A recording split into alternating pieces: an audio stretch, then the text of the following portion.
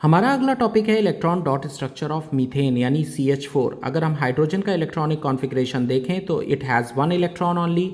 Carbon के पास 6 electron होते हैं और इसका कॉन्फ़िगरेशन होता है 2 4। इसका मतलब हाइड्रोजन की वैलेंसी हो गई 1 और कार्बन की वैलेंसी हो गई 4। यानी कार्बन जो है वो 4 बॉन्ड बना सकता है कुछ इस तरह से, और इन चारों पर एक एक हाइड्रोजन लगेगा जो कि अपना एक एक इलेक्ट्रॉन पूरा एक एक बॉन्ड पूरा करते हैं, एक एक वैलेंसी को पूरा करते हैं। अब अगर हम इसका इलेक्ट्रॉन डॉट स्ट्रक्चर बनाएं जो कि लुईस के द्वारा दिया गया था, इसको लुईस इलेक्ट्रॉन डॉट स्ट्रक्चर कहते हैं। यहाँ पर बीच में कार्बन और चारों तरफ एक एक हाइड्रोजन हम यहाँ पर सेट कर देंगे।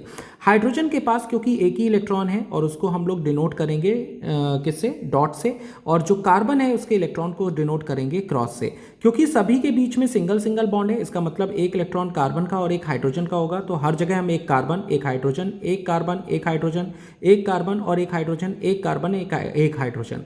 अगर हम कार्बन के सर्किल को देखते हैं तो आपको यहाँ पर 8 इलेक्ट्रॉन्स पूरे दिखते हैं। इसका मतलब इसका ऑक्टेट कंप्लीट हो जाता है, यानी 8 इलेक्ट्रॉन वैलेंस शेल में कंप्लीट हो जाते हैं जो एक नोबल गैस स्ट्रक्चर को रिप्रेजेंट करते हैं।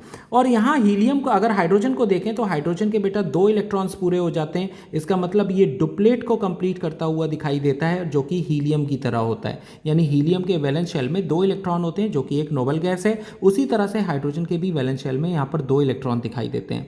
तो ये जो स्ट्रक्चर है, this is the structure of methane electron dot structure, जिसको हम लुईस डॉट स्ट्रक्चर भी कहते हैं।